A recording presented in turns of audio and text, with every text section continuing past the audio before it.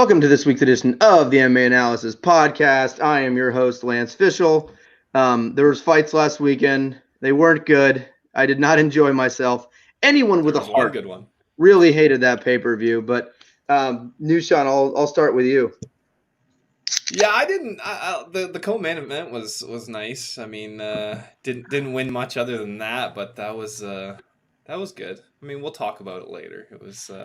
I mean, it's nice to get a highlight, a knockout of the night, or knockout of the year candidate, 1 month into the year. I didn't see it, so I don't know what you're talking about. Brad, how are you? I'm doing all right. And last week's card was not the best, although Pantoja and the little Asian dude by decision saved it for me.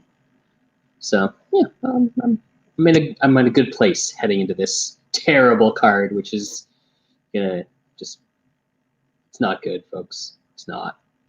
I feel like we flipped internets with StreamYard this week. You're like, oh, this is what we usually see from you, Lance.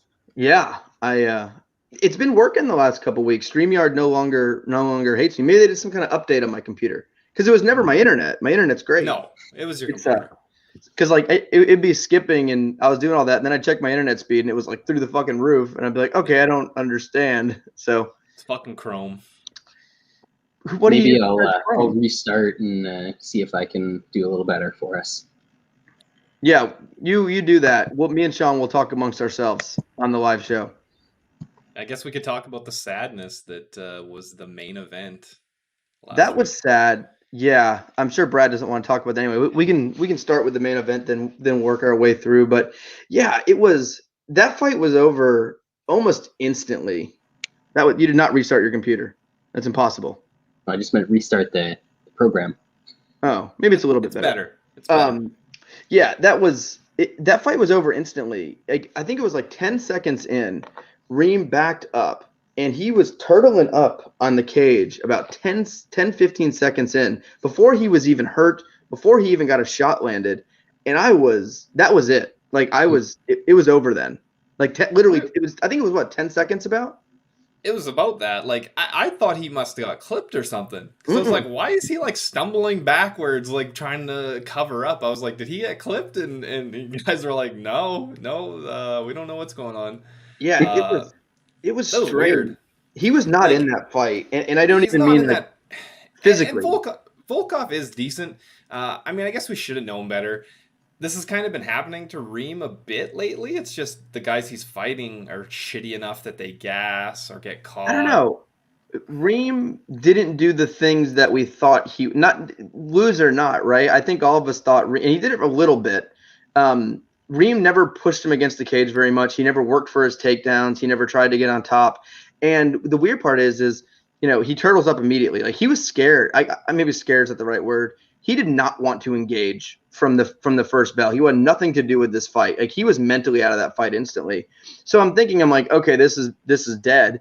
But in the back of my mind, I'm like, well, he can still get it. I'm thinking Glover, right? Like, just get the takedown, get the top. No Glover. He ain't no Glover. But he never really. He tried one real bad takedown, and after that turtle up, like he actually started landing some shots towards the end of the first round, or middle of the first round. Started landing some shots, but yeah, that was a weird performance. It really was. It was frightening. It was gas too. I mean, he was getting clipped, but he I don't know whether. Maybe he was rocked, but he fucking gassed very fast where he couldn't do much. I think he got hit in the nose early. He was so slow. Like he looked like he was underwater. He did look like he packed on a little bit more around the middle for this fight. He didn't look in good shape, but the whole thing, it was like the turtling up early on. The game plan made absolutely no sense. Like there was no game plan for this fight. And yeah, it was, I mean, that's to me, like, we'll talk about Edgar. Like, there's a difference between like getting caught and your chin being gone and getting old, and maybe being slower than normal, maybe having a bad chin, maybe not having the same explosiveness you have, that kind of stuff. You can still doing nothing. You can still come back and win certain fights from that, right? Like if you're slow, like you can face a guy not really good and you can still come back. But when you turtle up 10 seconds in without getting hit, and you're kind of mentally defeated instantly. And that performance to me says Reem is never going to win a fight ever again, even if he doesn't retire. I don't care who he fights. He's not going to win another fight. If his nose got shattered, we know a lot of those aren't going to come back either. Well, it was over before. It was literally over 10 before there was damage. He turtled up on literally. Volkov just took a couple steps forward and Reem backed up 5 feet against the cage and turtled up before Volkov had even thrown a punch. I've never seen anything like that. Yeah. It's Anderson Silva halfway through the Stephan Bonner fight, except he's not winning. Yeah. It was really strange. I don't know if something was going on mentally with the Reem. I actually thought too much time on the gram trying to steal guys' girls. I actually thought his chin held up okay. Like he took like a 500 shots. Like I don't think it was like a chin issue. It was just everything else. And man, I couldn't stop laughing as I was crying watching the Reem go through this. And they kept talking about Volkov's got Volkov's got the best power in this division, and if he hits you once, you're going down. They kept saying stuff like that, and I'm like, are we talking about like a different Volkov? Like he might have the worst power. I think it was DC. Who was it? Of course it was. I think it was Cruz and DC. They were both going on about it, but Volkov has some of the worst power. I would say he's not a power guy. He's a rare heavyweight guy that sits behind a jab. Yeah. That's long and actually fights long. Yeah, that was not good. But we'll move on to the bottom half of the card now. Just give me 2 seconds. All right. So, and why are we doing 2 pay-per-views in 3 weeks? Got to get 13. Because everybody wants to fight, Lance. Come on. Everybody wants to fight. Well, we had 2 good fights to put on. We had 2 pay-per-views in a 3-week span, and together they may have formed one pretty good pay-per-view. Yep. Pretty bad. All right, let's go to the bottom of the card here. Overall, not the most fun card. The prelims were, the first fight and the last fight, the prelims, had some stoppages. But man, that 4-fight run with all the chick fights and the bad dudes, that was painful to watch. The prelims were F-. I would say, but we'll start in the featherweight division. We had Ode Osborne defeating Jerome Rivera. Quick knockout here. I actually thought Rivera had a decent chance. I didn't think he was going to get knocked out with 1 punch. I thought, if they could find their way to the ground, I thought Rivera had a good chance. But first shot thrown put him completely out cold. And, I think we might see some overreaction with Osborne. I don't think he's good. I think he's mediocre at best. I think he ran into a guy that has F- striking. Absolutely no striking defense. Really no defense. He's no takedown defense in Rivera, no striking defense, no striking offense. He's a one-dimensional jiu-jitsu guy, which I actually thought might be enough against Osborne, but it was not. Not quite. Yeah. Glad Osborne got it out of the way quick because these are pretty low-level fights. Pretty bad. Brad, big fan of this one? I did not see this one. I saw a GIF or GIF of the knockout. I don't know what that is. Is it a GIF or a GIF? Like the peanut butter or? Right. It's supposed to be GIF, but that makes me think of the peanut butter. Is it GIF though? Is it GIF? No, it's the guy that invented it said it's supposed to be GIF.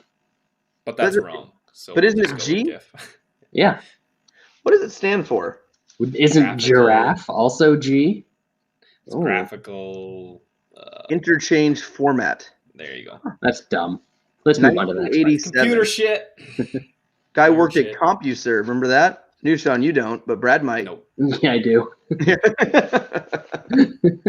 Tremendous. All right, yeah. So we'll see what happens next with Osborne, but I don't think he's all that great. All right, next we had possibly the most boring fighter in the UFC. The fact that we went Russian and then 2 chick fights in a 4-fight span. Yeah, we should have known this was coming. But Valiev defeated Martin Day 30-25, 30-25, 30-26. Typical. Martin Day about as low level as it gets, though. Cruz and DC really wanted to talk. They kept saying like how good like look at Valiev's doing to a really great MMA fighter, a guy who's really talented, and it just shows even when you have a really good guy that can be neutralized. Like I think like when you look at like a Paul Felder, and it's not just how you announce things. Like Paul Felder, right? You can tell he researches. John Anik, you can tell he researches.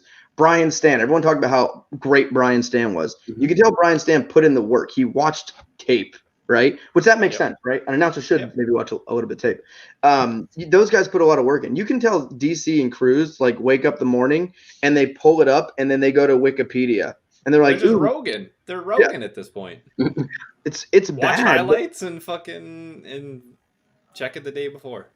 It's just bad. They have no idea. And then when you throw them too, they also don't understand scoring, which I think frustrates me. He's Like a wrestler. What do you expect? He thinks a takedown's worth everything. It could be like Cruz is the worst though. Like it could be like a 10-8 round, and then with 10 seconds left, the guy getting killed gets a takedown. He's like, that's a takedown. Stole that round. That's a close round. It's a close round. My favorite's when there's a guy that's clearly up 2-0 and losing the third and gets a takedown with 20 seconds left. He goes, I don't know. That's going to make it tight. He might steal this one. It's a close fight. Close fight. These guys are bad. But Martin Day is not a UFC guy. Valiev is, I mean, he's your prototypical Russian. He's about as Russian as it gets. Yeah, it's not good. I mean, that guy's going to win some fights. That's the sad part about guys like this. And it's different than like, I don't know, like, the ground and pound. Like I don't need to. I'm cool with guys getting on the ground and they want to live on the ground. I'm cool with that. We've seen a million wrestlers that I love that do that. Yeah. And I feel like there's a difference between the ground and pound for most wrestlers and most guys like that. And I would take your John Fitches out and some other ones. But these Russian guys, when they get on top, their ground and pound is so bad. And I think that's what makes it more boring. I'm fine with getting on top, transitioning to positions, trying for subs, whatever. But they get on top and they sit there. Where I don't mind if a guy's just sitting in half guard if you're just fucking unloading on somebody. These Russian guys just don't do that. Yeah. I guess it's because they're more willing to try to go for a sub, so then they don't do that either. They don't really do that. They kind of half-ass both, and then it becomes nothing. It's it is. It's safety. If you're just and on you don't have top, to worry about getting reversed or getting caught or whatever. If you're just sitting in half guard, you're probably not going to get swept. Throw a punch every 10 seconds, stay on top. Don't go for any subs because then you might get in a bad position. Don't throw too heavy a ground and pound because maybe they get their legs up, maybe they escape. So literally their goal is just to hold you down and win decisions. And I think like a lot of the wrestlers and good guys with ground and pound, they just don't have that mindset. They're like, ooh, I'm on top. I'm going to punch this guy. I'm a horrible striker on my feet. So when I get on ground, I want to hit someone in the face. I don't get to do that very often. You remember Kane? Like Kane would specifically let people get up so he could punch them while they were getting up and then take them back down. Yep. And then punch them some more. Like, the Russians got terrified after the Bear Jew did what he did, Lance. It's his fault. Speaking of the Bear Jew, Jamal Hill, not a fan of me, apparently. he got big mad. Like, oh, why don't you bet on it? Like, yeah. Don't worry. Yeah. It's coming. Like, give me a break, guy. Like, auto bet. Yeah, it's a Bear Jew. Yeah, Valiev is what he is. His points handicap, him by decision, are going to be pretty nice pieces, I think, in a bunch of fights. I guess we'll see if somebody can redo what the guy did before him, the guy that actually knocked him out. But this was a nice decision prop. I don't think we're going to see a lot of them in the future. There's going to be a lot of like minus 300, minus 400 lines for him with the decision prop at like minus 150. And then you put his points handicap in a parlay. There you go. But yeah, Lance, earlier you said this was a horrendous 4-fight run. I disagree. I thought it was a tremendous 3-fight dog walk. Yeah. Well, the next fight, you got Brad. I think you had this. I don't know if you did, Sean, but Sung Woo Chu defeated Yusuf Zalal pretty handily, pretty clear decision. I'm actually happy on this one because I was going to bet Zalal and I ended up not. So I'm going to call that a win. But yeah, I thought his striking looked okay, but this was not a good fight either. No, I go ahead, Brad. I actually want to bet on this one. One of my 2 wins on the night. So, yeah, I'm going to get in there on this one. Zalal was one of those guys that had the hype because he beat terrible, terrible fighters during You got the the COVID pandemic. hype. Yeah. Yeah, I pansied out. I picked Choi in Toutmaster, but didn't end up betting him. This was what we thought it was. Choi's tough, decent striking, and Zalal was a pumped up guy from the old COVID hype. He was very shocked by the decision. Very. I guess he got hit harder than we thought. Yeah. All right, let's move on now to women's flyweight, where Propicio defeated Molly McCann. It happened. There was some wrestling, I guess you could say, some takedowns into side control. Was there some failed armbar attempts? You'll have to tell us because I don't think either of us watched this fight. What percentage of women's takedowns end up in side control? Way too many. Way too many. Yep. Isn't it wild how many end up in side control? It's because they go almost like all body of them. lock trips. It's all body lock trips and shit like that. It's terrible. It is terrible. Molly McCann put her gloves down to honor her dad, not understanding That means that you're retiring? not that what that means. What a scrap though. Old meatball Molly. They should cut her anyway. Oh, there was Did you see that they cut both Yes. chicks last week that were Which in a fight fight was when that? you called for it? Yeah, what fight was that? Sarah Morass versus Mellow? Yeah. Mello. Literally Cut 'em cut 'em both. both. We need more of that. Yeah. Like, sorry, girl on a 2-fight winning streak. Just win isn't gonna happen. You need to put on a fight. And it's stuff like that. Like if we're always gonna have WMA. We gotta come to accept that it's depressing, whatever. At least like the fights where they're just wrestling and doing nothing, like no, even the people that love WMA, they don't want to see that. They like sloppy. I think the reason that people like WMMA who aren't us and a lot of MMA fans is it's like the Tank Abbott days when they're on the feet. Just Yeah. Yeah, but close their at least eyes. with Tank, someone would get knock them out. Yeah. Yeah. But it's that phone boost stuff, right? Because they don't hit hard. They're not going down. There's not much, technique behind it. And this isn't the for people to yell at me. This isn't the top tier. I'm not talking about JJ and stuff like that who have Chris Viking. But the vast majority, they're these sloppy on the feet. There's usually like 75 significant strikes landed each. They're hitting each other. There's some blood. They're like, oh, what a war. It's the I wanna patriarchy. I'm going to cry. Yeah, and our girl Paige Van Zandt, who didn't see that coming. Lost money on that like an idiot. You bet on that. Fucking Wes convinced me. That's why I didn't join today. He can't show his face after losing $100 to fucking. What is it like Hard. to watch one of those events? Because I still haven't done it. Okay, so funny story. I was playing poker with a bunch of buddies online during that fight. I sent them a link. Like I sent them to the Rough and Rowdy link, and we watched that. Of course, that was disappointing, but inevitable. And then I was like, fuck, we might as well throw on Rough and Rowdy in the background while we're all playing poker. And all these guys are just like, this is brutal. This is disgusting. I don't know if I can watch this stuff. I know. Even with a fucking nice knockout. So I've watched, I don't know, but it's not just the brutality. Like I watch MMA, Yeah. there's something, I've watched a couple of them, not full events. They're so unenjoyable. Even like, oh, they're going to war. It's just so unenjoyable. Like there's nothing interesting about it. For me, I still haven't watched one. So that's why I ask. Because like it seems like people aren't going to be punching as hard. No, they go Because softer. you're going to break your hands. And everything you land is going to cut somebody. And half the fights are probably just going to get ended due to cut. Yeah. I just don't like Pretty it. much. Maybe it's, it's taking Not my the thing. parts. For me, it's taking the parts of MMA that I love away. And also, almost everyone that goes to bare knuckle, which I still don't understand this, most of them are non-strikers. Have you noticed that? It's Yeah. like, hey, I'm a jiu-jitsu guy. Like I should probably like Ryan Hall is going to end up in bare knuckle. Like it's so weird. It's like guys I would never think about as like these. Lieben's the one that made sense. Yeah. Yes, Watch. absolutely. Yeah, I can't wait until they come out with the CKFF or whatever. What's that? That's the calf kick fighting federation. Oh, Yeah. I think That'll be Usman would fun. love that. leg That would- kicks only. Sign me up. He's a big LGO. fan of the old calf kick. Anyway, all right, let's move on. Women's bantamweight, another barn burner. Carol Rosa defeated Jocelyn Edwards. It happened. Rosa wins the fight. That's future title challenger Jocelyn Edwards, according to some people on Twitter. That's true.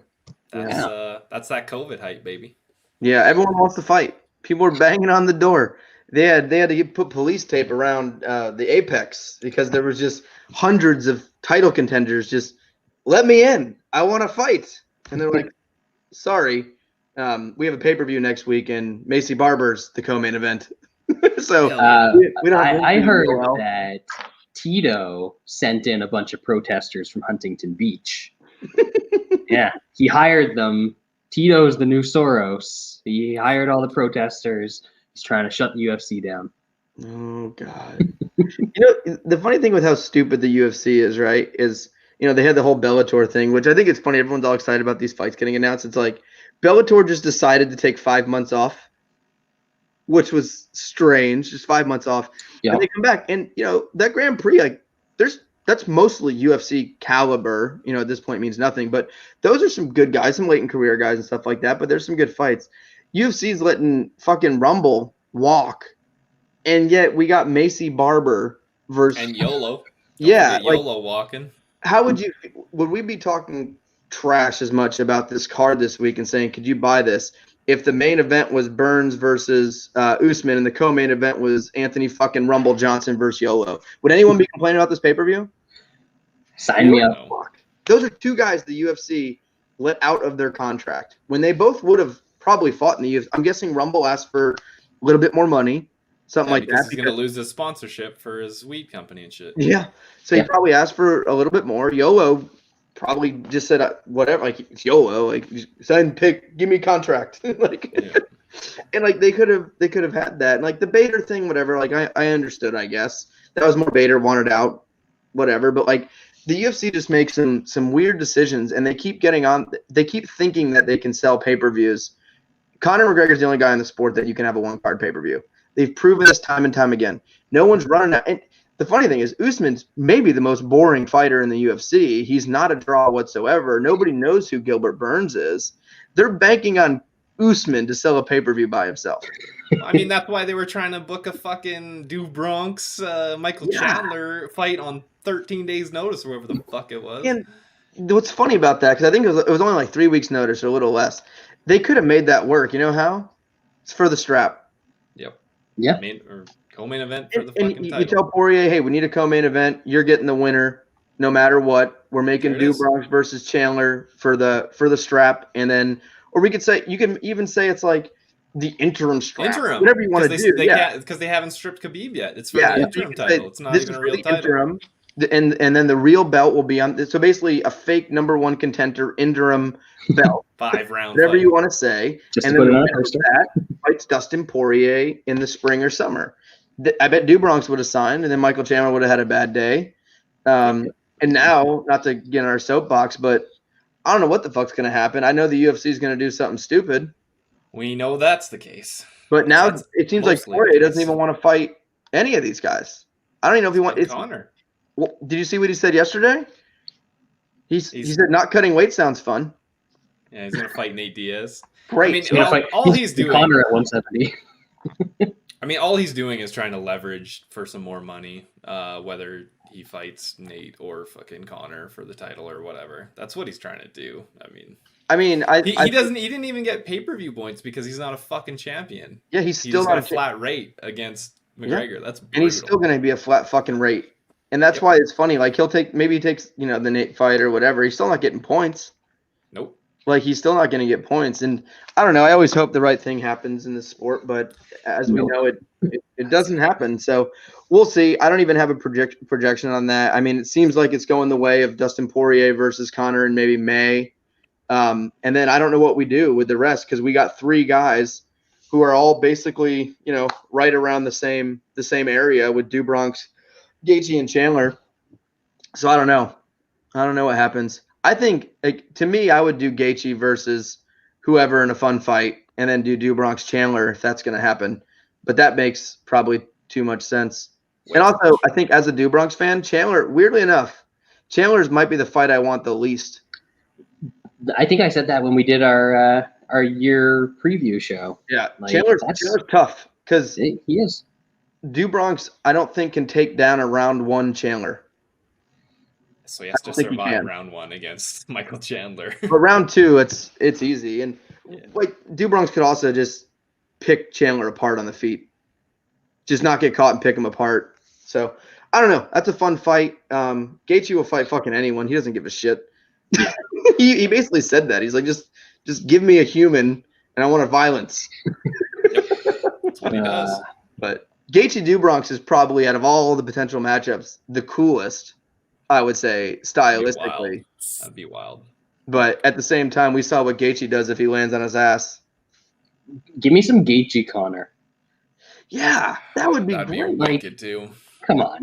Who else? So if you have the odd man out, right, and like if you have Gaethje, right? Let's say they do Do Bronx. Let's say it's Poirier versus Connor, Do Bronx Chandler. Who is the odd man out that could fight a Gaethje? Is it like an RDA? Beneil Dariush. Fine. Diaz at 165. No, I'm talking about guys who have won more than one fight in 5 years. That's pushing it, Lance. Yeah, that's tough. Him and his brother have a combined 1 win in the last 10 years, I think. Is that good? He said he wants to fight 2 to 4 times this year. Yeah, okay. What was your prediction? What was your prediction for the year? 2.5? 2.5 for the Diaz's. I'll make a projection. He fights once. I don't know who he fights. He gets embarrassed, and then we'll see him again in 2.5 years, and he'll be calling out whoever the champion is that time when he has 1 win in like 8 years. That's my projection. Because that's Diaz's career. Think of a guy who wasted more. You talk about how he made a lot of money. Think how much money he's not made over the last 5 years. But the problem with that is if he fights too much, he will lose, and then he fucking will be done with the sport. That obviously sooner. does not matter. Losing for the Diaz. Yeah, brother. but if you space apart those losses, then you can capitalize still and have some hype. He's still. literally calling out the title, the number 1 and number 2 guys in the division, and he hasn't had a win in 155. What was his last win at 155? Michael Johnson? Was that it? Yep. That sounds about right. So. And, good on him. He's the only person I've ever heard utter Do Bronx's name. Yeah, So, you gotta give him props, That's man. fair. He's calling out the big dog. Could you imagine that fight? That would be fun. That's the easiest fight on the roster, I would say, for Do Bronx. Anyway, let's move on. Devontae Smith knocked out Justin James. I thought he looked absolutely phenomenal. I think he's got some talent. I really do. I think Smith's got some good moves. He was good. Sure. I mean, Justin James is only around because of COVID. Yeah, Still, we gotta even when you're facing bad guys, he looks the part. His hands look good. He's got power.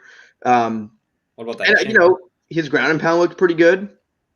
I think there's some question marks there. He's very, very physically gifted. Yeah. And he does have some good skills. He's decent on the feet, but decent piece. Decent piece. I mean, well above average. We're not talking about Rumble Johnson, but we're not talking about Ryan Hall. That's right. Is easily the smallest piece in the roster. No doubt. Love it. Micro piece. Anyway, let's move on now. Light heavyweight. Marquez defeated Rodriguez by sub. Okay. Man, that's a rough couple of months for old Slow. He got cut, right? Slow-mo. Did he already get cut? Not yet. He should. He only might makes get 20, Lance. Who knows? He could be in a They can pay-per-view. afford those guys. He could be in a pay-per-view in a couple he's months. on, yeah. So is it slow like movement or like slow? Yeah. Little A, little B. Let's clinch. Yeah, that was bad. Fucking so bad. All right. Then we had a real fight. From here on, I thought it was decently entertaining outside of Guida. Lightweight Beneil Dariush defeated Carlos Diego Ferreira. This was not a split. I saw a split here. I think I had 29-28 Dariush. I believe I gave CDF the third. Yeah. If I recall. I was shocked at how easy Dariush took him down, but I was more shocked at how easily he held him down. Like, CDF seemed completely comfortable being on his back, which you said a lot with jiu-jitsu guys, but he wasn't even really trying to that second round. He was just like a dead fish on the ground. Yeah. So pretty surprising. Dariush's post-round interview, like, who the fuck are you, man? Like, okay, he's a good guy. Everyone loves him, but what do you want exactly, Dariush? Who are you looking to fight? What, you want Dubronx? Really? He didn't know who you are. Like the guy's like, yeah, call for a big fight, call someone out, sure, but like trashing the UFC matchmaking, like, first of all, perfect matchmaking. This was tremendous matchmaking. It was the fight to make. It was a good fight. I'm not sure what he really expected out of the matchmakers.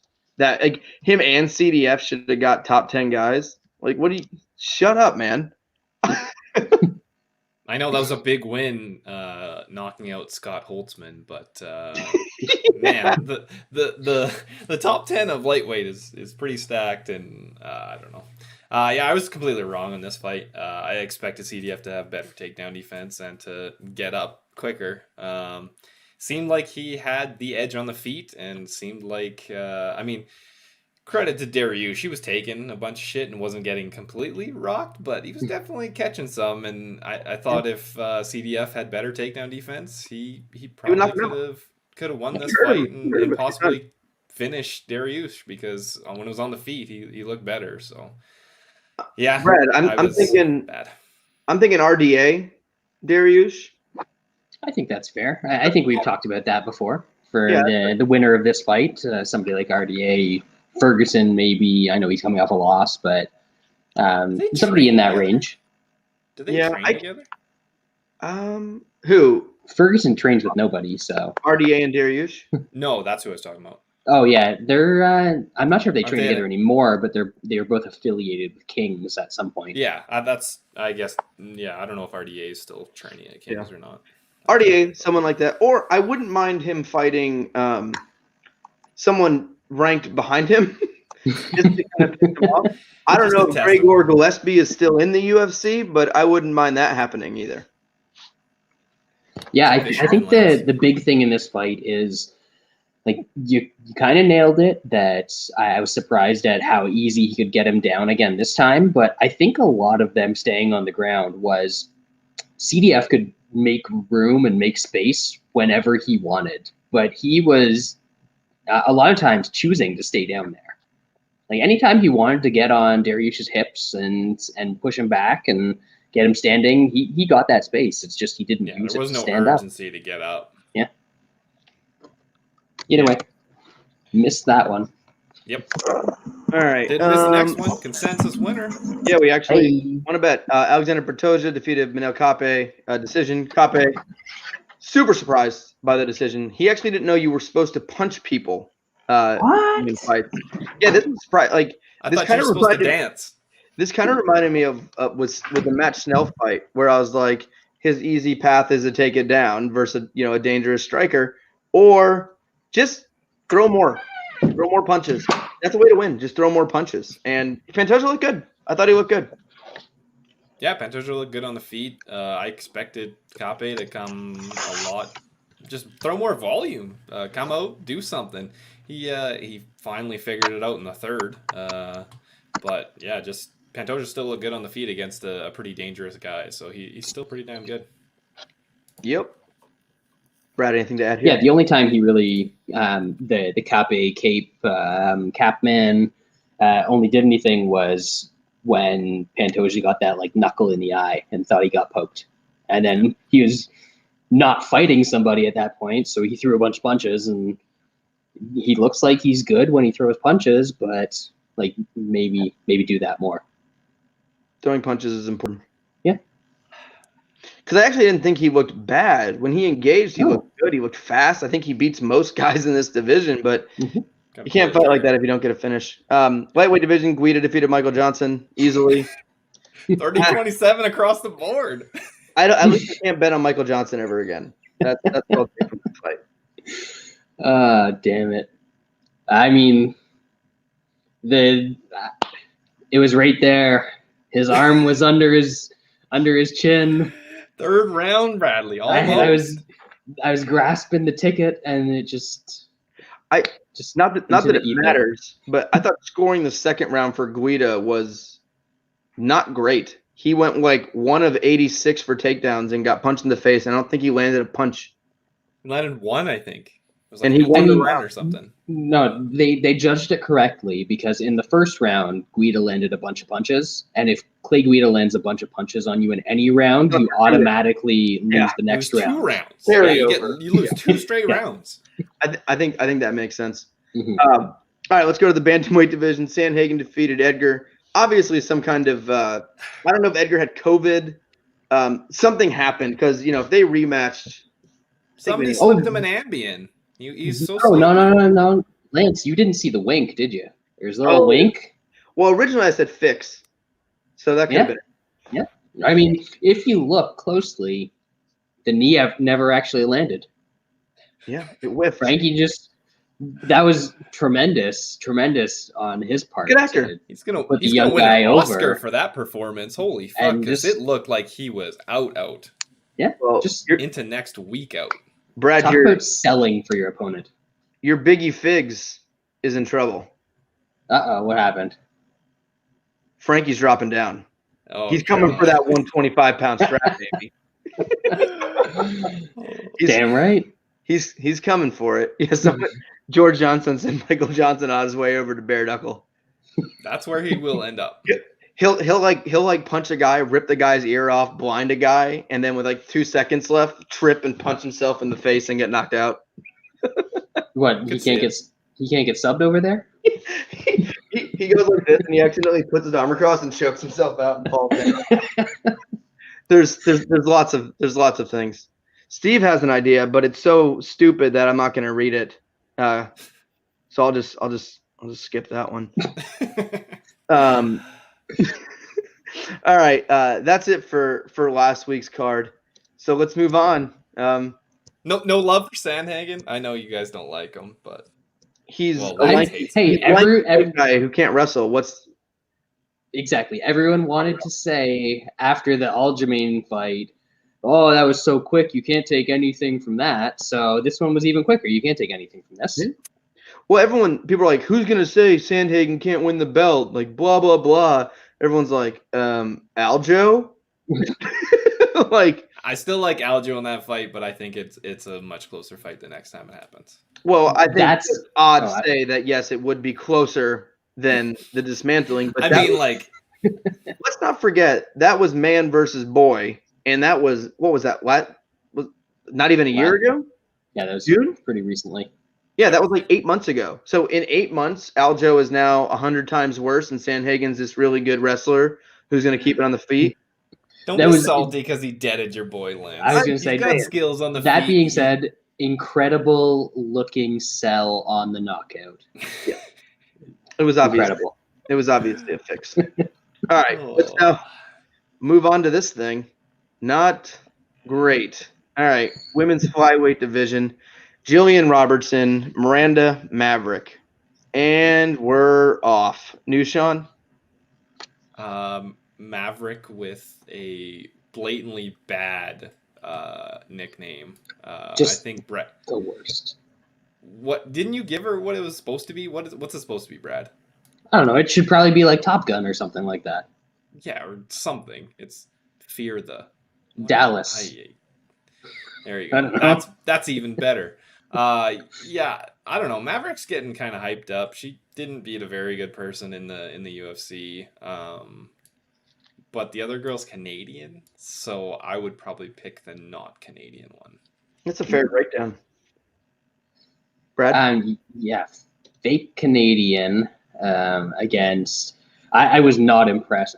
For some reason I remember Maverick's last fight, and she got tagged a bunch on the feet by the Joju, and she's not good. Joju, she beat the Velveeta Biscuit. She got us a sub way back when. It's all together. Yeah, but I don't know. I kind of see Robertson maybe dragging this to the ground and winning a decision. I don't know. I don't care.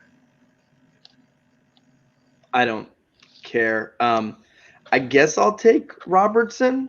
I think this is going to be a fight that takes place a lot on the ground, with some scrambling, some takedowns back and forth, and I think Robertson is the more experienced grappler, I guess. Robertson by decision is like over 300, which seems right. Yeah.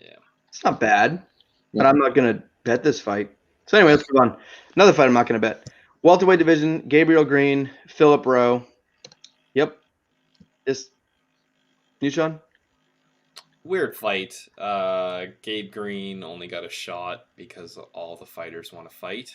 Everyone's banging on the door. They can't knocking down that keep them door. away. They can't. They're kicking them off the door. And Phil Rowe is hurt all the time. Hasn't fought in a year and a half, roughly, and he's had 3 fights canceled on him. 2 of them because he pulled out, and another one from COVID. So I don't want anything to do with this fight. I think Rowe is better, but I would not put money on a guy that's been out this long, that's always injured, and who knows how injured he is coming into this fight, but he needs a paycheck. Brad? I mean, Rowe, at least what you can say for him is he finally fought somebody with a winning record. It's a tough thing to do. On the Contender Series in August of 2019. So he's got that going for him. I'm picking Green here because at least he's fought some actual fighters. He looked pretty decent against Daniel Rodriguez, which that performance doesn't look as good now as it did with what people thought of Rodriguez back then. But I think he's all right.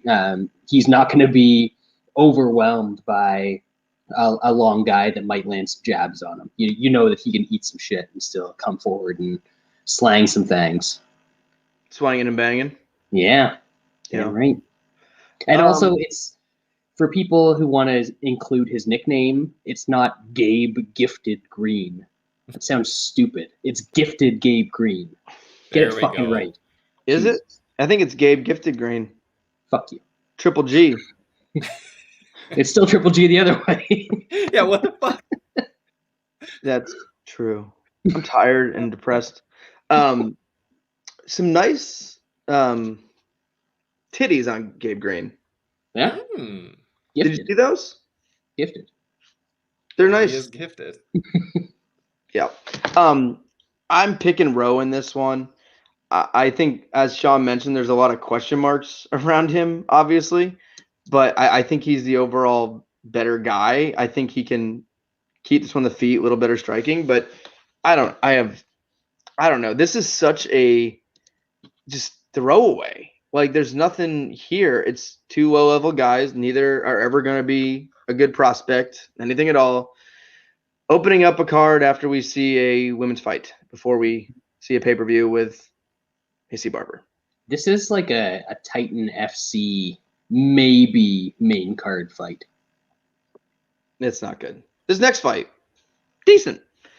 No idea why it's this low, but whatever. What is? This fight, why is it so early? Yeah, because we had to see Coconut Bombs versus Marquez on the main card. Hell yeah. Yeah, like Boom Boom's popular in MMA circles. Simone just had a finish that people saw. Simone's an okay prospect versus a guy who hasn't fought in 3 years and a guy who sucks at fighting. So that was a weird. I guess they think it's going to be a knockout. But even so, this fight's on the prelims, not even on ESPN. Yeah. And we got Pauliana Viana on ESPN. Just an awesome bout order. Just keep pushing WMA that no one wants. All right. Ricky Simon. Is it Simone or Simon? I say it different every other time just to cover myself. It's good to go back and forth, but Ricky Simon. Simon? Yeah. Oh, Ricky Simon? He's American, right? Yes. That's how he pronounced it. Not in my heart. Simon. Yeah. All right. Ricky Simon versus Boom Boom Brian Kelleher. Nushan. Yeah, I think Simone wins here. He gets a lot of takedowns. Kelleher has okay takedown defense, so maybe he can stuff a couple. But eventually, I think Simone's just going to get him down and beat him up from top position, but not do much else. The only guy that Ricky Simone can finish is an absolute trash can. And Kelleher is like maybe 1.5 steps up from trash can. So You're crazy. I like Simone to go to win by decision. -125, got it for a unit. Simone has 8 finishes and 17 wins. Against nobodies. I do appreciate, I mention this every time he comes up on the card, I do appreciate when he choked Merab dead. That's always a good one. But Did he? Choked him dead. When was this? Right at the end of the fight. Yeah. No, when was this fight? I don't know, what, 2018, something like that? Really? I'm not imagining this, right, Sean? You don't. Yes, it was 2018, April 21st. Bailey versus Ricky Simone. So your comment on he can't finish anyone good is correct. Yeah, it still stands. Absolutely. That came all the way around. I don't know. Yeah, that's a good comment. It's quite possible that the Georgian snooze machine put himself to sleep in that one. Yes. So I'm not sure how much I can attribute it to Ricky Simone. Maybe he was thinking about his old fights and fell asleep. It's quite possible. He was Fight doing his tape. own tape study and was like, oh my God, so tired. Congrats on the 19 takedowns. Like, is like in a fight, like, is that some kind of like, is that good that you suck so bad you can take guys down, they immediately get up and you need no damage? Takedowns to win. Is that to be celebrated? Some shitty takedown control. That's Yeah. for sure. Yeah. Anyway, as far as this fight goes, I think this is going to be pretty fun because Ricky Simone, a little bit chinny. He can definitely get clipped. Got knocked out by the corpse of Uriah Faber. That's not a great sign. Brad, it was in Sacramento though. So the fix was in. Well, the fix was in, and Uriah Faber in Sacramento is of urban myth. Ask Jose Aldo about that. Yeah. So he can get clipped, and then he is a big, strong guy for a 135-pounder. Is he? I think he is. Is this fight at 135? It's at 145, but they're both bantamweights. Yeah. So I don't think that matters. It might help Simone a bit in the cardio department because I think he's definitely a bit lacking there. But I see a couple of things happening in this fight. One, Simone's going to shoot in, and he likes these like high, lift him up, slam sort of takedowns. That's a lot of chance for a guy like Boom Boom, who has a real good guillotine, to snatch it up and maybe finish this fight early. Or once Simone starts to get on top, I think he's going to beat on him a little bit. And Kelleher is not the most durable guy either. And then step 3 is Simone likes to gas a little bit. So I know it's at 145. It might help his gas tank a little bit, but you don't just get good cardio by not cutting weight. Some guys just don't have good cardio, and I think Simone struggles a little bit in that category. So I can see Kelleher starting to take over a little bit late. The takedowns won't be as easy. Ray Borg boxed the shit out of Ricky Simone's face in round 3 of their fight. If Kelleher does the same thing, I could see him landing that left hook that put Hunter Azure out. So I think there's probably going to be a stoppage here. I lean towards Boom Boom, actually. I think Simone, maybe he's inspired by finally getting a finish, and he goes a little bit harder for one this time. But I lean Kelleher, and I think it gets done inside the distance. Yeah, actually, pretty interesting fight here. I think there's a lot of things to me that point to a stoppage. Kelleher's, if he wins this fight, Simone's going to shoot a ton of takedowns. He's going to shoot and shoot and shoot and shoot. He's not a good striker. He wants to be on the ground, which plays right into Boom Boom if he's going to get the win with the guillotine. That's really what he has. He has a guillotine. It's a very good guillotine. And if a guy does get a little tired and the shots get a little bit more sloppy, there's definitely room for a guillotine to be sunk in there. And then the flip side, which I think is more likely, Boom Boom gets finished basically every fight. When he's been finished 7 times in his 11 losses. He gets finished a lot. And my favorite one is when Montel Jackson choked him out. Montel Jackson choked him out. That is his only sub of his career. Boom Boom Boom Boom doesn't fight through adversity on the ground, if you will. If you get something close, he's going to tap out. If you get near his neck, he's going to tap out. And what I see is happening, I think Boom Boom maybe gets close with a couple guillotines. I think his arms. That's the other reason he gasses out too. He's always trying for guillotines. He's gassing his arms out every single fight because he just goes for guillotines so much. And I think he gets some failed guillotines. I think Simone, I think he just wears him out. I think he gets those takedown, gets on tops and ground and pound. And I actually think he gets a submission himself. I think it's going to be similar to the last submission. I think it's a exhausted Boom Boom arm triangle. And what a better way to give up like Boom Boom likes to on the ground than an arm triangle. That's the easiest one to give up on because you're never really sure how tight it is, and then guys just randomly tap. That's right up Boom Boom's alley. So I like the doesn't go the distance here. It's what, plus 185 or 165, something around there. It doesn't go. It's plus 165. So yeah, we were looking at that. We were looking at the under 2.5 at plus 200. So it'd be one of those, but it took a while and a lot of discussion and a lot of back and forth. But this is going to be the Munich play of the week. So it's it took a while. Me and Brad did not agree on very much, and I might actually toss a little flyer here on Simone by sub. It's plus 600. Boom Boom gets subbed almost every fight he fights in. So I think there's some value there where the guy's been subbed 6 times versus a guy who's going to be on top a lot. So that's my pick here. So let's move on to the bantamweight-ish. Andre Ewell versus Chris Gutiérrez. Is Andre Ewell the most like just awkward, weird, random fighter in the UFC, Sean? He's got to be up there. What is he good at? Split decisions? Split decisions. He's good at winning split decisions. That's what he's good at. He has 6 fights.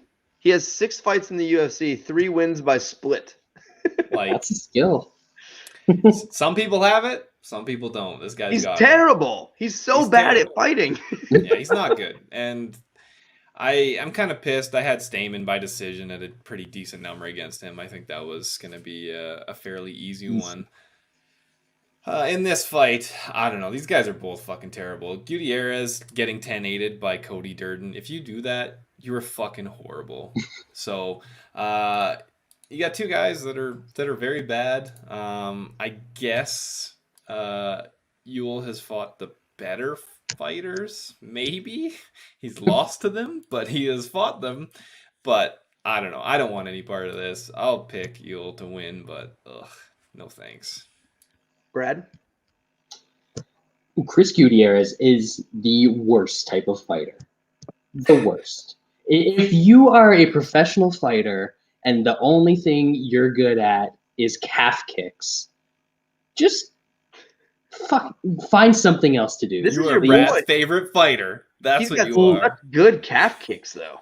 Please find something else to do. Nobody wants to see this shit. And especially anybody whose game plan revolves around calf kicks, I am never going to support.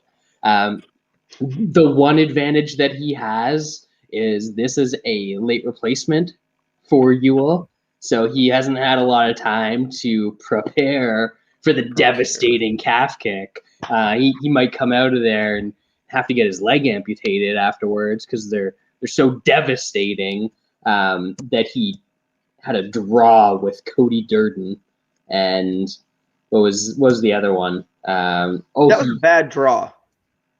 Gutiérrez won that fight. Yeah, I didn't really think it was a 10-8 in the first. Yeah, it he wasn't just a held on to 10-8. his back. It wasn't even close. And first of all, Mr. 10-8, Wes, Mr. 10-8, Mr. 10-9. You could murder someone, rip their legs off, and beat them. When Wes like, borderline 10-9. I am very liberal. I give 10-8s more than anyone in the world. That wasn't even in the universe of a 10-8. Late on him. Nothing happened. I'm fine with that as well. But that's also a bad flyweight that he did get out grappled by very handily in the first round. Not that Ewell's going to do that. But know how to do that. Yeah, people think of calf kicks as like this super long range weapon.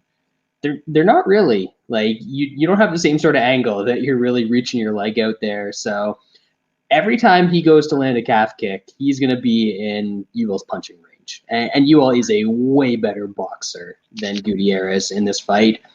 But I just see this being a fight between a guy that kind of stinks and is awkward in Ewell and a guy who really stinks but uses calf kicks in Gutiérrez. And I hope like I'm sure all the nerds, all the touts are on the calf kick guy. So I hope he fucking loses because they're the worst.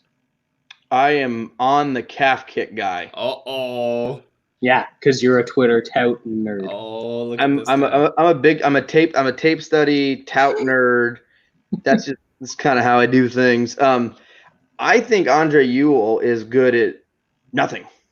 He's good at absolutely nothing. Gutiérrez has some good kicks, good calf kicks. Deadly. He's not the greatest grappler we've ever seen, but he's a decent striker. He's pretty good in the feet. Andre Ewell is not. And I think this thing is more than likely going to play out in the feet. I don't think Andre Ewell has the takedowns to get him down. And I think this one plays mostly on the feet. And I think Gutiérrez is just a much better striker. And as much as we hate it, Brad, I do think calf kicks are going to play a very large part in this fight. I think he's going to land the kicks, keep the distance, outstrike him a little bit with the hands. And I think this is a pretty wide decision. I think the line is lower because of the short notice. I don't know. But I like Gutiérrez here a good bit. He's down to minus 140. That seems wrong. That seems really wrong to me. So I like Gutiérrez here, so I will have a bet on him. All right, let's now move on to the women's strawweight division. Viana, Viera. Bangers keep coming, man. Mallory Martin. I have nothing to add on this. I can't recall if I've seen or heard of these ladies. I don't know if I've ever seen 3 combined UFC wins that are more lowly graded than these 2 combined. These 2 women hold wins over Hannah Cyphers. The other chick lost to Hannah Cyphers. The other one beat Emily Whitmire and Maya Stevenson. Are those the 3 worst wins that you've ever heard of between 2 First fighters? of all, Shockwave is a UFC vet. Legend. Corona if you wouldn't mind, legend. If you wouldn't mind showing some respect, I'd appreciate it. Yeah, this is a horrible fight. Like I said, the one chick beat Cyphers, got rocked by her, and the other person lost to Hannah Cyphers. This is complete past territory and dog walk time. Hannah Cyphers, tough lady. Shockwave. No, she's not. She fucking knows when to take. She's a Jose Canseco of fucking UFC. She knows when it's time to let it go. Does she though? Because she's got another fight. Oh, she knows. Yeah, but she knows precisely the time where she's like, okay, I gave it my all. It's time to go nice and easy, and we'll do another camp, and I'll fight in 2 weeks. Yes, Sean. I another $16,000. Steve posted that Carano got fired. Yeah. We saw that coming. Gina had really been pushing the boundaries with a lot of her commentary around COVID and everything. She trying to get fired? What she doesn't know is, with her anti-Semitic comments and Holocaust commentary today, is there's a good chance all of her bosses are Jewish. All of them. We run the world. When are they going to start? Is she trying to sue? Is she trying to get fired and then sue or something? I don't know what. We're the lawyers. Yeah. That's the beauty. We run the companies and we're the lawyers. There's no way out. We figured out long ago that if we don't put ourselves in these positions of power, we're screwed. We gave you the athletics. We're not a part of that. All we want is Sandy Koufax. Just one. Yeah. Who The was the golden guy? boy. Who was the guy that hit 4 home? Sean Green. Oh yeah, ex-Toronto Four Blue bombs Jay in the Sean Third Green. game, yeah. That's right. Hell yeah. Yeah, that's there's going to be a time very soon where they start making like right-wing movie studios to hire all of these actors and actresses that won't get hired anywhere else. What a world. What I a see it world. coming. Love it. What are we talking about here? Some chick fight. You're probably going to say I have nothing to add. Viana versus. Oh, Barber. no, this is Shockwave! this is the one where I am definitely not betting this. But if I was betting this, I would bet on the chick that beat Shockwave to beat the chick that lost to Shockwave. But the chick. I don't care. No, she survived. She survived Imagine the getting- Shockwave, But Lance. imagine getting 10-8'd by Shockwave. And then Shockwave goes, never seen this round. Quite tired. She was going to fight. And then she had another fight. She was going for the old 5 in a row. Mhm. I hope she gets another chance. Me too. I hope so. R.I.P. It might be tough because everyone wants to fight. So. Just banging on the door. There's a line outside the Apex. Everyone's going, please let me fight. So they're like, I'm busy. All right, I got nothing here. Let's move on. Welterweight division. Belal Muhammad takes on Diego Lima. That's the shitty one for you Bellator fans over there. Nushan? Yeah, I think this is a pretty easy fight for Belal Muhammad. I think he's the better striker, has the better chin. He can take Diego Lima down. I don't know if he'll have much success on the ground because Lima actually is decent at jiu-jitsu. Belal Muhammad doesn't really finish guys. I think he can win a decision here. I know Diego Lima's chin has been absolutely horrendous in the past, but I thought like he fought two terrible guys.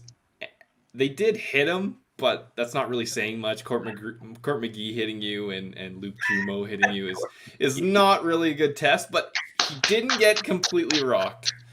So I think Belal Muhammad's going to win a 30-27 decision. I took him by decision at -120 for a unit. Did you guys like my Court McGee impression? Oh yeah, I didn't see it, but I assume it was drug related. Oh, I went like this for like a minute. yeah, smacking it up. I heard it, And but that I vein was- to pop. I was looking up all of Diego Lima's knockout losses. So. Oh, well, you It's missed. been a while, Brad. It's been a while. I It also has. had a good performance. Brad, what you got here? Yeah, like it seems like has Diego Lima gotten over his chin issues, or has he just been fighting really bad fighters? Well, he didn't get knocked out by Luke Jumo or Court McGee, so I think he's over it. It's steel. This is like Arlovsky coming back after getting imploded. Yeah, like if Belal Muhammad is ever going to get a stoppage, Ain't gonna it's happen. going to be in this fight. But it's Belal Muhammad, so it's quite possible that he doesn't do that. I think Diego Lima is, as a fighter, he's skilled. Just doesn't really put it all together, and then also doesn't have the durability to be a good fighter. And Belal Muhammad is like the exact opposite. He's decent at everything, but he puts it all together really well, and he's extremely durable. So I think that pulls through in this fight. Yeah, I think, Belal Muhammad's interesting because, like you said, he's not great at anything, but he's also not bad at really anything. He doesn't have a lot of power or anything like that. But this guy, if you look at his entire career, he wins every single fight he's supposed to. Mhm. I don't know if he's probably never lost as a favorite, I would assume, in his UFC career. When he's supposed to win, he does. When he's supposed to lose, he does. His only losses in the UFC were Juban a long time ago, when Juban was actually looking pretty good, Luke A. and Jeff Neal. He's beaten everyone else. Now, it's not a who's list of, great welterweight fighters, but when he fights a Diego Lima, he beats a Diego Lima, and the line says that it's -400, but I actually think Belal Muhammad's very safe here for a parlay piece at -400. I think he needs to step up after this. This would be, if he wins this, I think it's like 4th or 5th win in a row. And I think he's worthy for another guy. He's not bad. He does everything pretty good, and I think he wins this one handily. All right, next up, Huh? Is he ranked? No. Is he ever going to be ranked? Not if he keeps fighting Diego Limas of the world. Yeah, But I mean, that's a tough one to crack. well, his last fight was Jeff Neal, and then he's won 3 straight since then. So I think it's time to get I think we'll get another step up. No, he's number 13. There you go. Is he really? Oh yeah, he is. Yeah. 13. No. Yeah, he's 2 ahead of the GOAT. The hazmat. Really? Yeah. That Good for division. you, Bilal Muhammad. That is not a good division. Robbie It's not. Lawler's ranked. Yeah. Yeah. So is hazmat. Robbie Lawler's probably never going to win again. Is he even in the UFC? He's allegedly. God, Doesn't have how a fight booked. bad is that division? Oh, all right. Middleweight, Rodolfo Viera, Fluffy. New Sean? Yeah. This is another fight that I don't know what's going on. They all want to fight, Lance, so I guess this is what we get. Vieira is probably going to get Fluffy down fairly quickly. I know he was a little slower in getting the takedown against Paichodes, which not the greatest takedown defense there, so that he might struggle a bit, but eventually he's going to get him down, probably sub him. I had to take a dart at Viera by TKO. I got it at plus 1175. I put 0.2 units on it.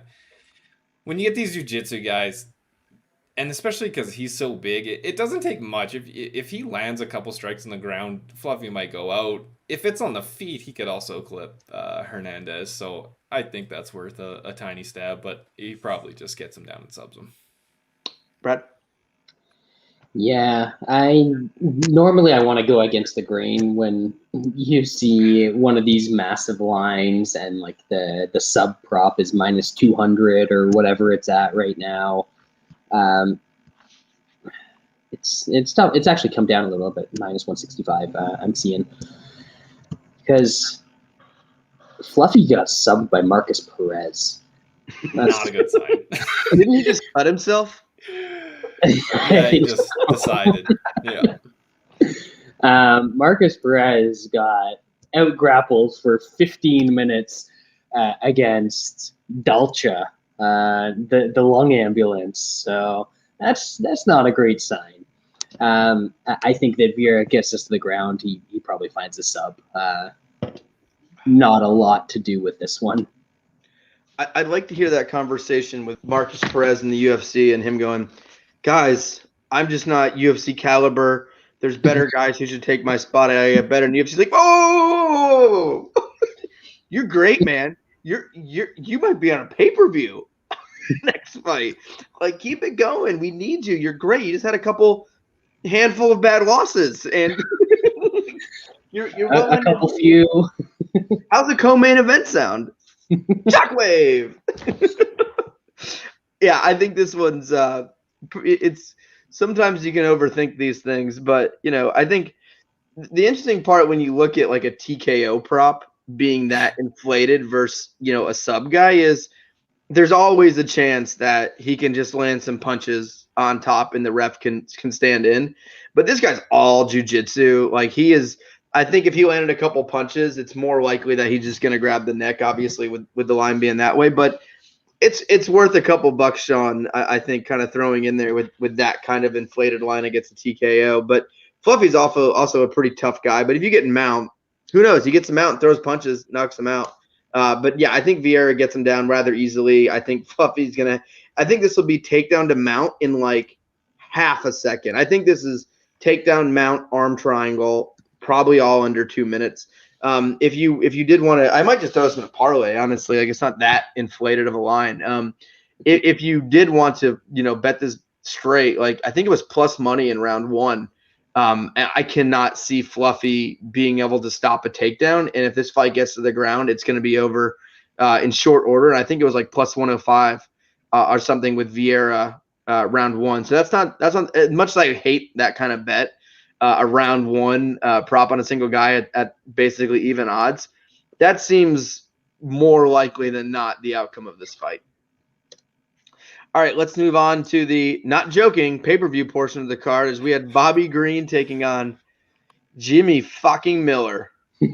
You, Sean? All right, so I know Bobby Green has not finished anybody since November 2013. Yeah, that's right. But I think Jim Miller is going to try to gift him a finish in this fight. Jim Miller doesn't get finished that much. He doesn't get finished that much, but he is fucking washed. He's going to bring it for 3 minutes. And Bobby Green is pretty... He might not even bring it for 3 minutes, honestly. What are you talking about? Bobby Green is tough. He's going to take whatever Miller throws at him. I don't think he's going to sub him. I don't think there's a chance of him knocking him out on the feet. And Jim Miller is going to gas so fucking bad. If Vink Pickle wasn't absolutely shitty, he would have got a finish in that fight. But he is, so he didn't. I think Bobby Green is skilled. I know we kind of got hyped up before the last fight. I don't even think he performed terribly against Thiago Moises, but he didn't do what he should have done. And the line was inflated because he got hyped. He got COVID hyped. This happens a lot. But I still think he's much better than Jim Miller at this point in his career. So I think Jim Miller is going to gas out after doing a little bit of fun stuff in the first 2 minutes. And Bobby Green's going to get a finish late in the second or in the early third. So I put a half a unit on it at plus 380. That's not it. Jim Miller's in the last. I just looked in the last like 6 years or 15 fights. Jim Miller's been finished by. He never used to gas like he does. Yes, he has for a long, pretty much since he got the Lyme disease. He's been gassing out. He's been finished by Charles Oliveira, Dubronx, and Dan Hooker. Everyone else couldn't get him out of there. Bobby Green hasn't finished. Has he ever got a finish in the UFC? Yeah, he finished James Krause. Wow. In 2013. Those are then before that beat Jacob Volkman by submission. The James Krause one was the weird like low blow body kick. Oh, that doesn't count. Yeah, that doesn't count. There's a better chance of Jim Miller finishing than Bobby Green. Absolutely. Absolutely, no there is. So Bobby Green, it was an inflated line, according to the teenager, who he must have had like half a beer by now, folks. So he's drunk. It was an inflated line when he was minus 270 against Thiago Moises. But I said it was inflated. What was that? I said it was inflated. Yeah, I know. That's what I'm saying. It was an inflated line there, but now he's against a more dangerous guy in literally every area than Thiago Moises. And Thiago Moises has a gas tank, man. Jimmy Miller reversed the pickle fucker in round 3 in his last fight. He still had a little bit of gas in the tank. Jersey's own. You're just doing the same thing that people always do with Bobby Green. It doesn't matter if he's better than the guy he's fighting. He is always going to fight down to the level of whoever he's against. I thought that he looked like absolute dog shit against Alan Patrick. That's a guy that if he was going to get somebody out of there, it was going to be that dude who hadn't fought in 17 years and gasses in every fight that he's going to gas in. He's not getting Jimmy Miller out of there. And this is how I see this fight going. Jim Miller is going to come out in round 1. He's going to do things. That's going to win him round 1. And then it's just a crapshoot of, does Bobby Green do something stupid in round 2 to lose that round? Or does he do something stupid in round 3 to lose that round? And I will take plus 200 or whatever on Jimmy Miller to not even Jimmy Miller. I will take plus 200 on Bobby Green to do something stupid in one of those 2 rounds and lose himself that round. So Jimmy Miller, maybe he gets the stoppage in the first. Bobby Green, I know he hasn't been subbed in a long time, but it's not impossible to sub the guy. Jimmy Miller, very dangerous there. And then just Bobby Green's stupidity might lose him this fight. Yeah, I'm a Jimmy Miller guy. Big fan. Since that time I intimidated him in the Walgreens, we've been close. We shared a moment. He was intimidated by a little Jewish fella. He felt the forearms, as you can see. Look at these. Are you serious? Jesus. Bigger than your head. It really is. I haven't worked out in now 18 years. Still got it. I can't take Jimmy Miller in this fight, Brad. All the points you made, are great. I don't think Jimmy Miller is going to be able to get Bobby Green to the mat. I think this is going to be a striking contest. And even though Bobby Green is not going to be as active as most fighters you like, Jimmy Miller is just very open to counters. And really, Jimmy Miller is not going to beat anyone if he can't get a fight to the ground. And I just don't know if he's going to be able to drag Bobby there. Now, Bobby's stupid. So if I was going to beat Miller, I'd probably just throw a flyer on Jimmy sub where Bobby Green shoots a stupid, lazy takedown and gets choked out with a guillotine. Can we talk about how Bobby Green from the clinch decided he was going to try and use a Kimura to get Thiago Moises down in the third round of a fight that was 1-1? He's a very smart fighter. I mean, Miller subs plus 500. I don't see any value in this fight. It's a fight. Yeah, I think it's Bobby Green wins a boring decision. Maybe Jimmy gets round 1. Probably not. I don't know. We'll see. Let's fucking paying for this fight.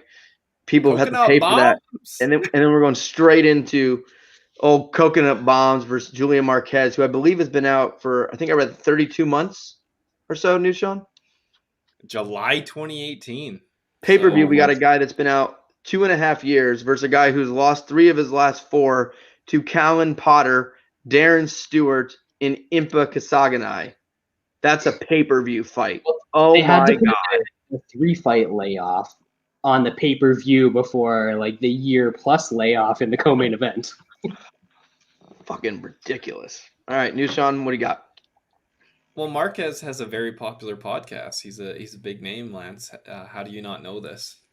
He is not a big name. Yeah. Coconut Bombs is horrible, but I think he's going to give Marquez what he wants in this fight, and that's a stand-up fight. It's just Coconut Bombs is terrible, but Marquez never fights. So stay away fight. I think Marquez knocks him out, but I couldn't back a guy that's been out for 30-plus months. Brad, you going deep on some Coconut Bombs? I tried to talk myself into it. You did. You even tried to mention it to me. And I said, no. You know, he's I don't think Julian Marquez is the Cuban Missile Crisis, as his nickname says. I think he's more Bay of Pigs. That's a great nickname, though. It is. The White Sox had a shortstop a while back, and his nickname was the Cuban Missile Crisis. Sexy Lexi Ramirez. Yeah. He was good or something, right? He was pretty good.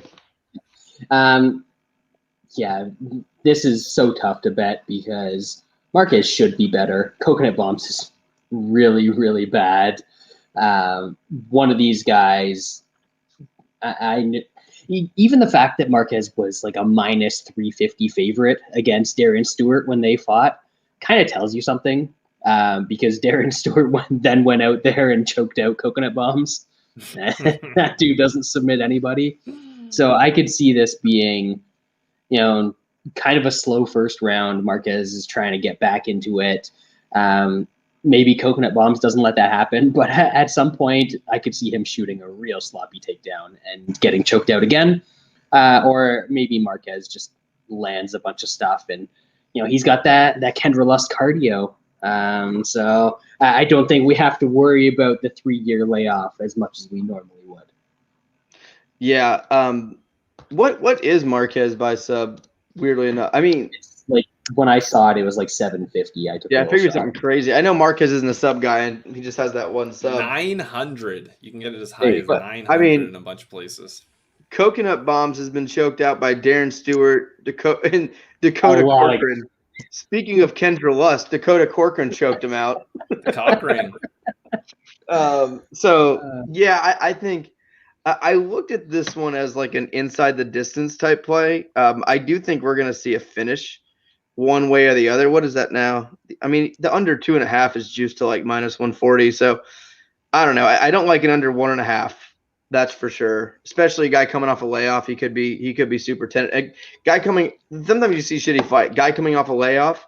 Guy coming off 3 or 4 losses. We could see a very tentative fight. These are the fights you always think of like, it's definitely going to end. It's definitely going to end. So I looked at it, but you could also see a very sloppy 15 minutes here between a guy trying to fight for his job and eke a safe decision out, and a guy coming off a long layoff. So the pick here is Marquez. I still think he does get a finish. Just not willing to bet the under. It doesn't go. But I just like the last fight. I don't see anyone could confidently bet this one. So I don't see a lot of value here. But I do see value in the next fight. Maybe. Middleweight division. Kelvin Gastelum, baby, taking on Ian Heinisch. New Sean? I'm a guy that usually backs Gastelum. So recently I've lost some money on him, and I'm usually a guy that fades Ian Heinisch. And I'm still not touching this fight. I can't trust Kevin Gastelum until he shows me something again. He laid a dud against Darren Till, and then seemed very unprepared for what Jack Hermanson kind of threw at him. I've never been a fan of Ian Heinisch. I think he's fought guys that his style played well into, and that gassed, and he was able to take over. That I guess he did what the hazmat did, and this guy's not one of the GOATs, so it's a bit surprising, but I'll pick Kevin Gastelum to get a win here. I think he can stuff the takedowns a bit and do a lot better on the feet, but can't trust this dude. Heinisch does seem to find a way to win, gets takedowns somehow. Like I said, pick Gastelum. I hope he gets a knockout, but I can't back him. Heinisch is such a bad wrestler. I know. He's but it works so against bad. Shitty Brazilians, but does it work against welterweights? Such a bad wrestler. My boy Shoeface dragged him around like a little. How many times did Shoeface take him down in that fight? I don't know. I would have to look it up. But down what I want to know is 4 times out of 11. 4 times. There you go. When is Ian Heinisch getting his middleweight title shot and his welterweight title shot and his light heavyweight title shot? Because he beat Meerkat. Yeah, he knocked him out in his last fight. Isn't that what it takes to? He's a top prospect now. Yeah, that's how it happens, right? I believe so. Yeah, Heinisch struggles against guys that can out-wrestle him. Gastelum has moments where he's a good wrestler, but man, this dude's still not a welterweight, or still not a middleweight.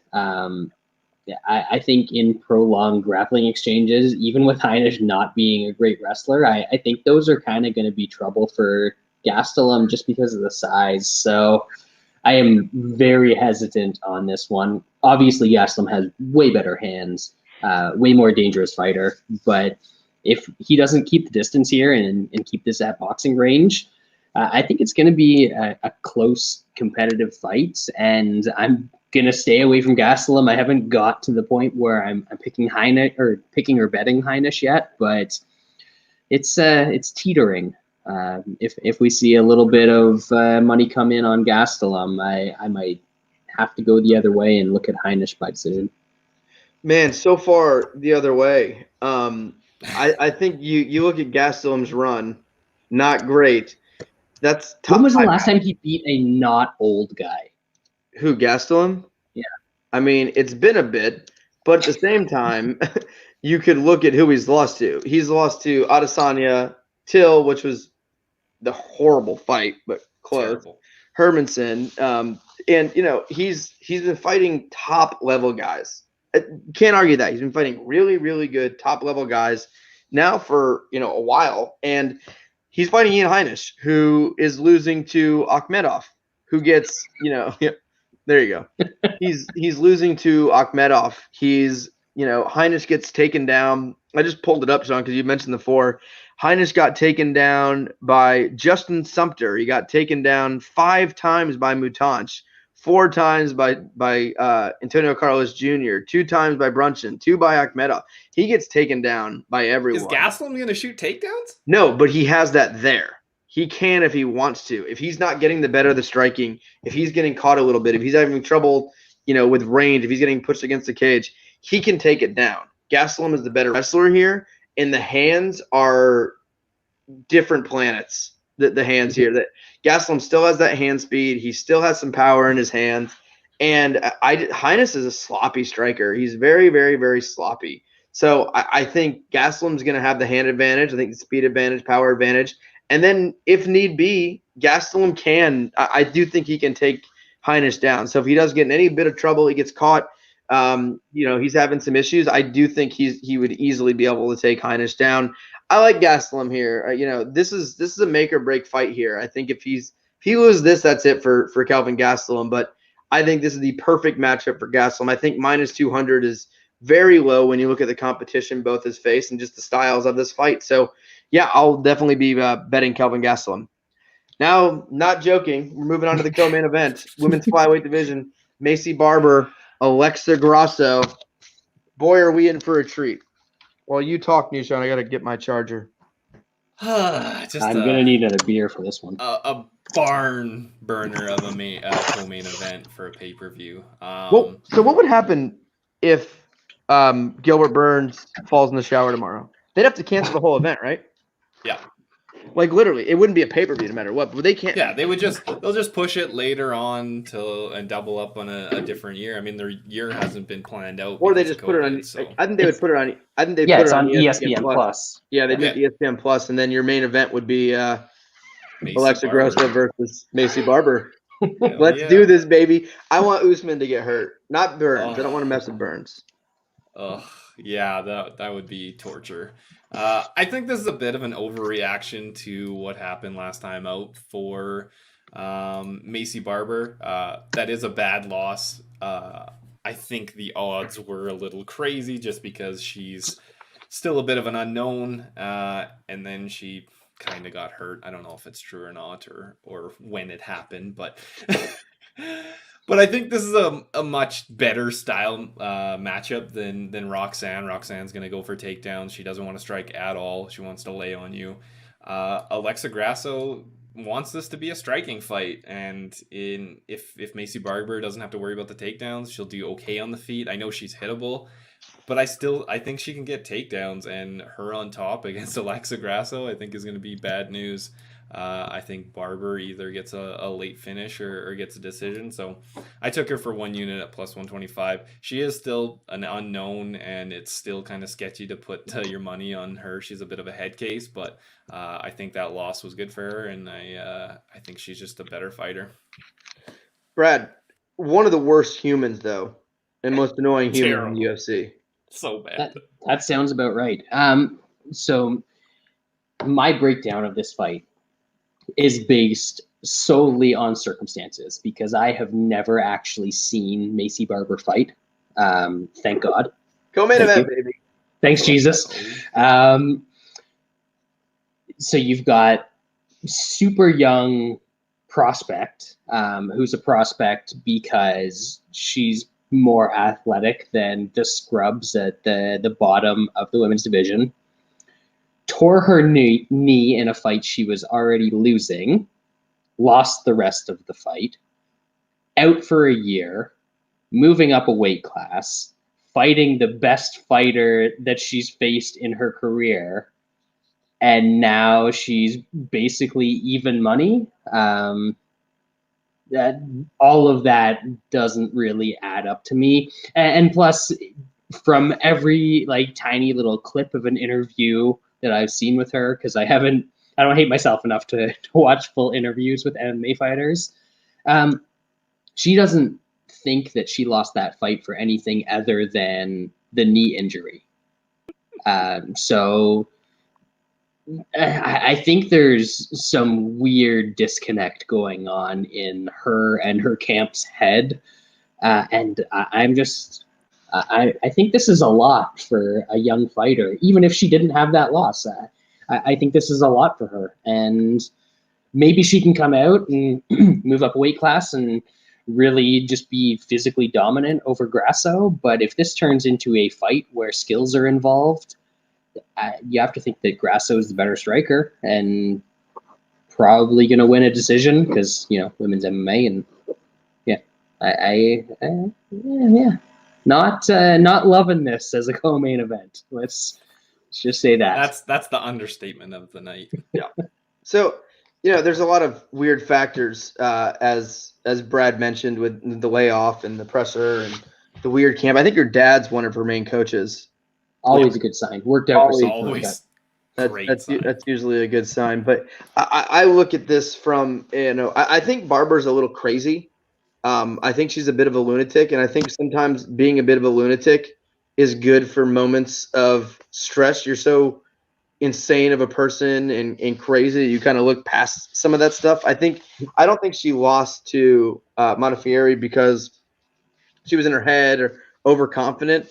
I think she just hadn't trained her wrestling. I think her wrestling, her takedown defense wise, was not very good, and I think she got exposed there. And I think she still would be exposed there in most fights, and I think that's going to turn out to be her weakness. But in this fight, it's going to be a stand-up fight. It's going to be on the feet, which I think is pretty close. I think Barber can definitely hang on the feet. She's a decent striker, just as good as Grosso, if not a little bit better. But I actually think Barber can get this fight to the ground. Grosso just seems, I don't know, she looked okay a couple of years ago.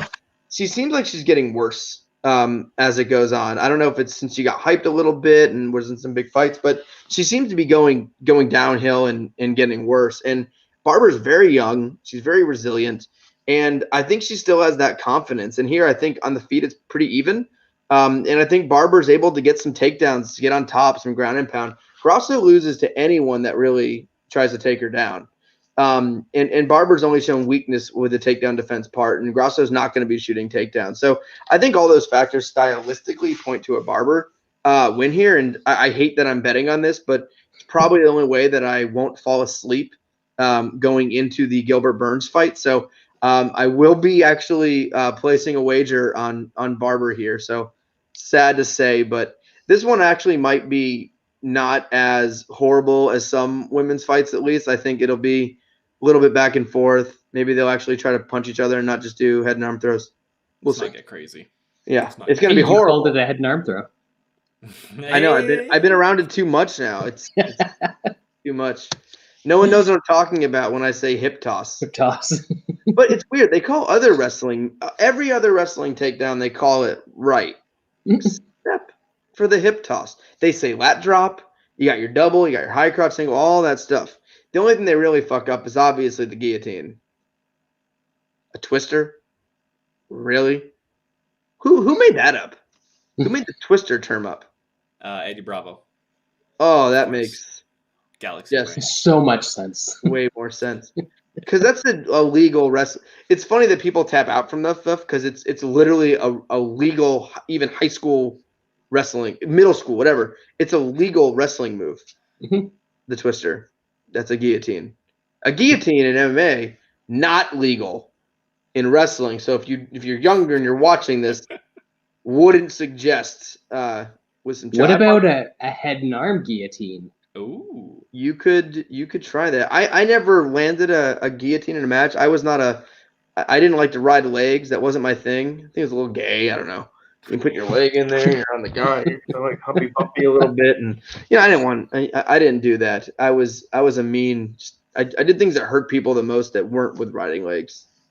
I like the double wing. One time I wrestled a guy who had he wore a shoulder brace to the mat. So he actually wore the brace for the mat. So instantly, this kid got double winged. And I was running around the corner. I could actually feel his shoulder pop out of his socket as I was turning. Ref didn't notice, so I quickly sat out to really put the pressure on his pop shoulder. I have this on tape. It's quite enjoyable. My other favorite one is I was in a tournament my junior year, and I broke my thumb. The first match of the tournament, I went in for a double and literally snapped my thumb like on his leg. And you can see the tape. Instead of doing like a smart human thing of how to tape my thumb, I did it myself and I just taped it like this. And my whole hand was black. And I wrestled the whole 2-day tournament with it. Things were different back then. They didn't care. And I'm in the finals of this tournament and I'm wrestling this scrub. And it's 15-point tech, and I'm up 13-0. It's like late in the second period, and I just wanted to go to the hospital. And so I just wanted to get my takedown. I wanted to go to the hospital. It was throbbing at this point, and this kid's just circling and just fleeing and just getting away. So I finally got him. I just grabbed him under like each of his. It wasn't even really a move. I basically just grabbed him under each of his arms and just threw him basically over my head. Because all you have to do is make sure you touch first before. In wrestling, the rule is you have to touch before your opponent, or it's an illegal slam. So I basically, it's like on video. This kid's like flying through the air, and when I slammed him, I held onto his arms because I was really mad. So he hit the ground. So I held onto the arms, and he got like jolted up. And my favorite part of this video is the kid screaming, crying, screaming, like all this stuff. And then the video, it cuts back, and there's all these all the trainers and stuff surrounding this kid. And you see me, I'm literally just standing here in the middle, waiting for him to get off his fucking ass to shake my hand. I'm standing there in the video for like 30 seconds. I'm not checking on him. I'm literally just standing here like annoyed, waiting for him to get his ass up to shake my hand. He never got up, so I just walked off the mat, went straight to the hospital, and got a cast like an hour later. That poor little feller. He was like a freshman at some shitty tournament we were playing. Like it was earlier it was like one of the first tournaments of the year. So it was all shitty schools. It basically was a warm-up tournament for us. Because like we were a really good school in like a big division and stuff, and it was just like, I don't know what happened to that kid. Like he probably quit. I mean, the damage I could have done to all over the place. But he knew my thumb was broken. It was taped like some kind of moron redneck taped it up, and it was black. So yeah, there's my story. There's my story for the day. Story time. Yeah, that's good story time. Good story time. And the best, I have all this shit on tape. Sometimes I'll rewatch it just to give myself a good chuckle and see what a horrible human being I am. Yeah, but shoulder brace. Come on. Give me a. I wore it like my senior year when I tore my knee. I tore all my cartilage my senior year and wrestled with basically all torn cartilage my senior year for 2 months. I wore my knee pad on the other knee. If that tells you anything about wrestling, you wear your knee pad on the wrong knee to make sure no one guns after your actual bad knee. And it worked. People were always shooting outside singles, didn't hurt. If you shot a single on my other leg, I basically started crying on the mat. Anyway, let's move on now to the main event. Good main event despite all this garbage. Welterweight division, Kamaru Usman versus Gilbert Burns. And if there's a god, Kamaru Usman will lose the title on Saturday night. You, Sean? Got bad news for you, Lance. I know it's probably not going to be great, but I can hope. There is no god. And I don't think this fight is close. And I think after this fight, people will say that Gilbert Burns was never good and his wins are kind of overrated because they were against a washed Tyron Woodley and a washed Damian Maia. I don't think that's necessarily true. I think Burns has improved a lot. I just think that's how good Usman is, and his game is absolutely suffocating. These guys train for a long time. I think Usman is going to know where he needs to put this fight. When you're training, if you're grappling, you can go pretty much all out. You can't really do that when you're striking. So I think Kamaru Usman is going to know how dangerous Gilbert Burns is going to be and where he needs to be, whether it's half guard or full guard or whatever. On the feet, I think Kamaru Usman's going to show some more improvement after he was with the Gaethje trainer, Whitman. Gilbert Burns is decent on the feet, but like I said, if you do look back, his wins are not that great at 170. He is an exciting fighter, and he kind of came out of nowhere. But I just think Usman is going to dictate where this fight is going to be, whether it's on the fence, on the ground, wherever it needs to be for him to win. And having money on a guy that's as smart as Usman is easy for me. So I had him in a bunch of parlays. I parlayed him with Valiev -3.5 last week for a unit at -103, and then I put 2 units on him and Sandhagen at -122. I think this is going to be a dominant 50-45. Maybe he gets a late finish, but we know Snoozman is the cure for not being able to sleep. So it's probably going to be decision, and Lance is going to cry. Brad, the one thing you can say about Colby Covington, He made it a fun fight. Marty Snoozman, quite tremendous. Quite the nickname. Yeah, that's. I was just gonna say, after we have a tremendous Alexa Grasso, Macy Barber co-main event. We get a Marty Snoozman main event in a fight where the other guy is more dangerous literally everywhere. So this should be fun because Burns is more dangerous striker. Even if Usman has more volume, like he's not doing shit with it. And Burns is definitely the more dangerous grappler. So maybe Usman knows something from them training together and he thinks he can get this down to the ground and put it in a position that he wants. But against a grappler like Gilbert Burns, you don't really get to decide where you end up in terms of grappling positions. Like he's going to get to where he wants to get to on the ground, although he might be on his back. That is definitely a likely possibility in this fight. When's the last time he subbed somebody from his back? Yeah, and that's true. So, that might be the strategy for Usman to just take it down and kind of lay on him. I think it's more likely, and Sean, you mentioned it, specifically up against the cage. I think there's going to be a lot of this fight happening up against the cage because that doesn't have to worry about the striking. He doesn't have to worry about the grappling. He's the bigger, stronger guy of the two, and he can wear down his opponent. And I think that's probably what happens here. I think it's probably going to be relatively boring. Little yawn just thinking about it. And man, a Marty Snoozman headlined pay-per-view. That's a good way to have me in bed by 11:30. That's a good Saturday night, guys. That's not too bad. Yeah, I mean, everything you guys. Snoozman decision. Everything you guys said makes complete sense. Burns is dangerous everywhere. He can put you out in the feet. He can obviously get a submission.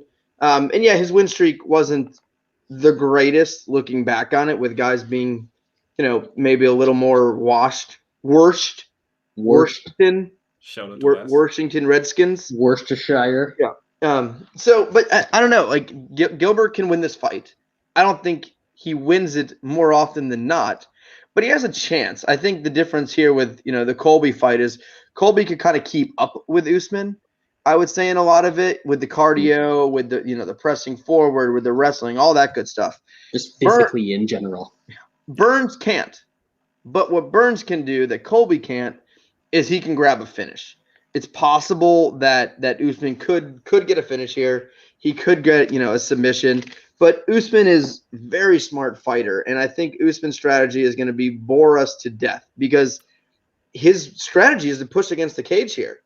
Beat him up in the clinch, push him against the cage because, I know Burns isn't the guy that's going to be subbing people off his back all the time, especially a guy with the posture and, wrestling base of Usman. But that's danger zone still, being on the ground at all with Burns. And as we know, Usman does everything in his power to never be in any sort of danger.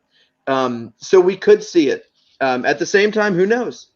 Maybe this turns out to be a little exciting. Maybe this turns out to be a little gunfight here and there, and Burns catches him. So I don't know. I'll probably not bet this at first, and see where I'm at the night, or maybe I'll throw like $10 on it.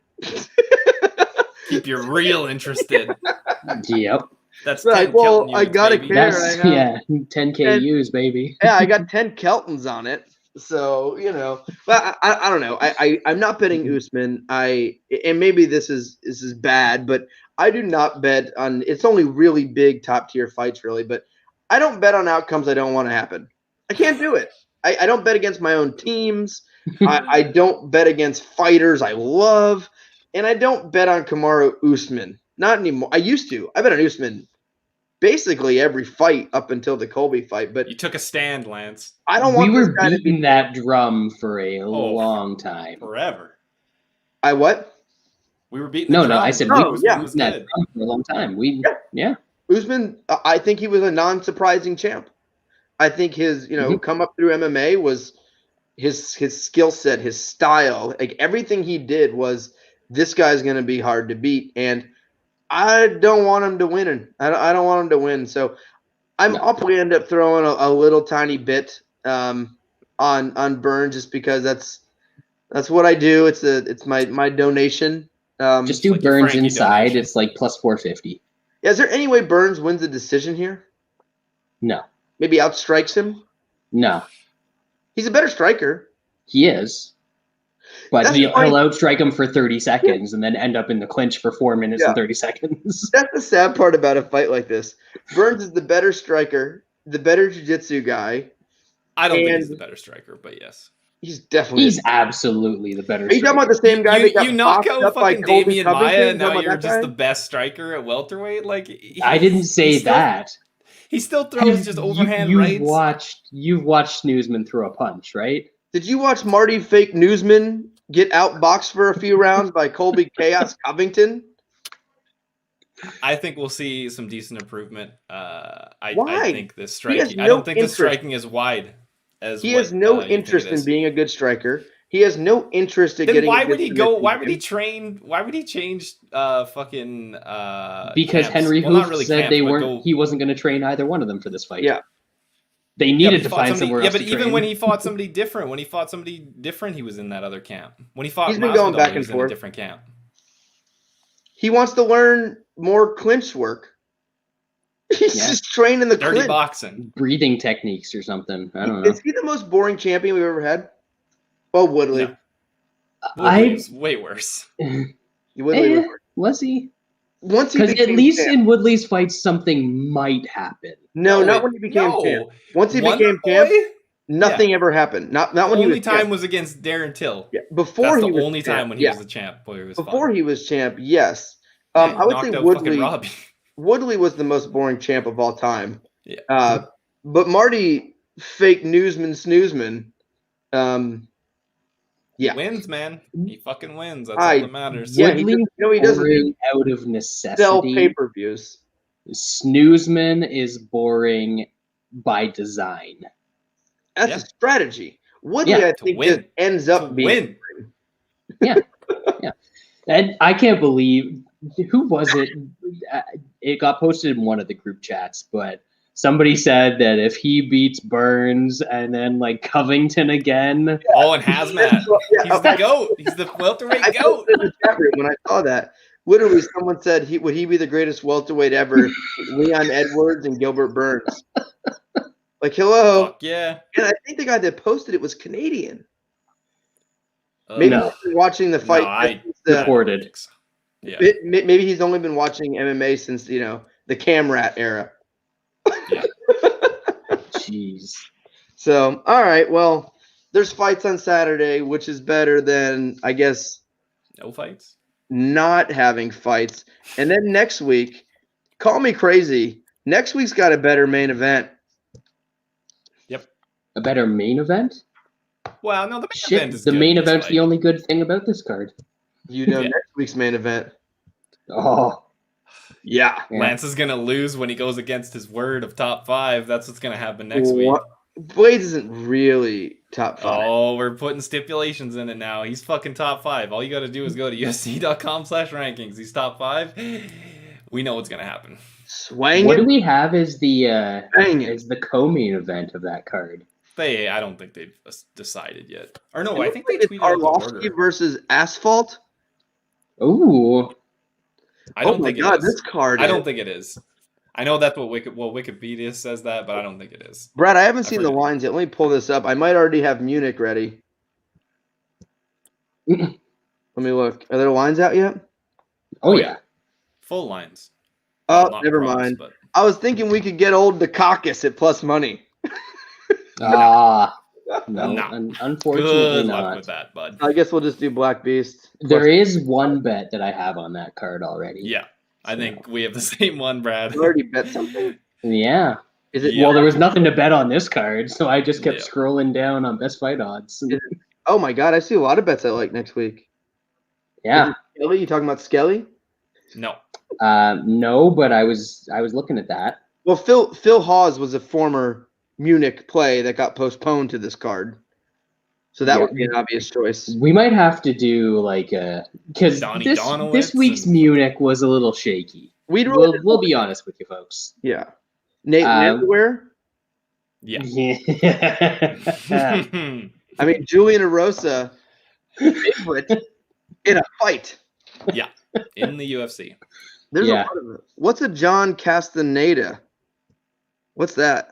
He was all right. Who's he fighting? I don't know. The Wineland. ghost of Wineland. Ooh.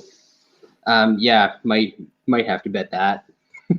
There's next week's card. I think is a much better betting card. Yeah, I might have much to better. get in on a couple things before this card is over. Before the lines start moving around. Moving. I immediately found like 3 or 4 bets on next week's card and looked at it for 5 seconds. This week it was Ugh. Tough sledding. because I'm going to get to my 5 bets at least a week. It's going to I'll go really small on some stuff I don't care about. Yeah, but I also don't know what a Danny Chavez is. Have you heard of that? He was on one of the early COVID cards or like a recent contender series or something like that. Interesting. This is a good betting card. Good betting card. Yeah, it's not bad. Not bad. I like We're going to have lots of stuff for you guys next week. Oh yeah. Yeah, next week there's This week not only was this a bad card, it was a bad card with a bunch of minus 300s.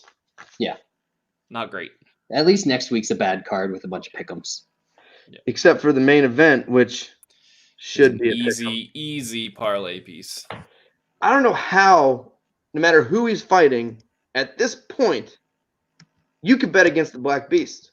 It's easy. Is he top 5?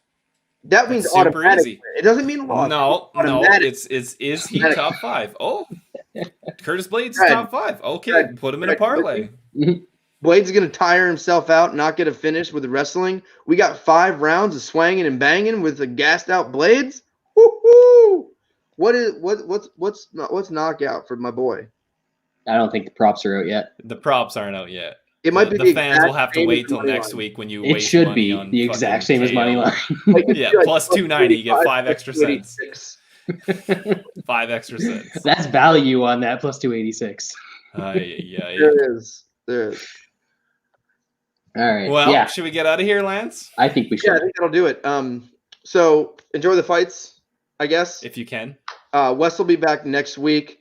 Hopefully we get a shockwave announcement here soon. Shockwave. We can start getting excited for that. And good luck. We'll see you next week.